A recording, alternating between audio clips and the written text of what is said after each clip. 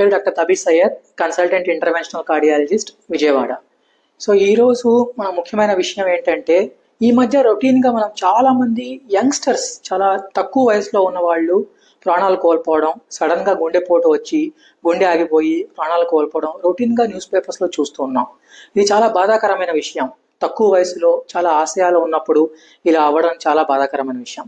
అందుకే మేము ఏం చేసామంటే, రెగ్యులర్గా ఆఫీసెస్లో, హాస్పిటల్స్లో, స్కూల్స్లో, కాలేజెస్లో, ఇండస్ట్రీస్లో ఇలా రెగ్యులర్గా సిపిఆర్ క్యాంప్స్ అనేవి అరేంజ్ చేస్తున్నాం. ఎందుకంటే ఇలా యంగ్స్టర్స్ పడిపోయినప్పుడు ఎవరు వాళ్ళ దగ్గరికి వెళ్ళి ప్రాపర్గా సిపిఆర్ చేయట్లేదు.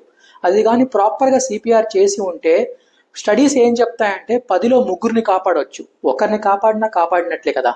సో ఇలా అని చెప్పి అందరికీ ట్రైనింగ్ ఇస్తున్నాం అనమాట.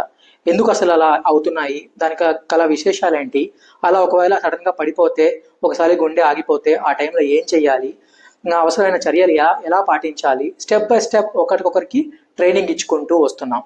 దీనివల్ల ఉపయోగం ఏంటి అంటే, అట్లీస్ట్ మనం 10లో 3 కాపాడవచ్చు.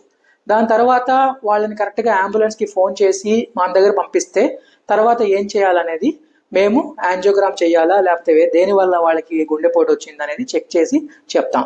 దీంతో పాటు స్క్రీనింగ్ కూడా, అంటే ఆరోగ్యంగా ఉన్న వాళ్ళకి కూడా రెగ్యులర్గా స్క్రీనింగ్ చేయించుకోండి. బీపీ షుగర్ ఉన్న వాళ్ళు చేయించుకోండి.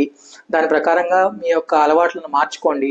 ఒకవేళ బీపీ షుగర్ ఉంటే దానిని ఎలా కంట్రోల్ చేసుకోవాలి, అవన్నీ కూడా సూచనలు రెగ్యులర్గా పబ్లిక్లో ఇవ్వడం జరిగింది.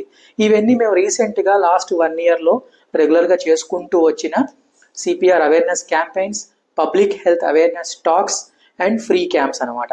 దీని ఒక మంచి స్పందన వచ్చింది. చాలా వాళ్ళు, తెలియని వాళ్ళు డౌట్స్ అడిగి నేర్చుకున్నారు. లాస్ట్ 1 yearలో 20కి పైగా సెషన్స్ కండక్ట్ చేసాం, 20కి పైగా క్యాంప్స్ చేసాం. అందరు దీనికి బాగా స్పందించారు. సో ఇది మా motto, restart the heart. Thank you.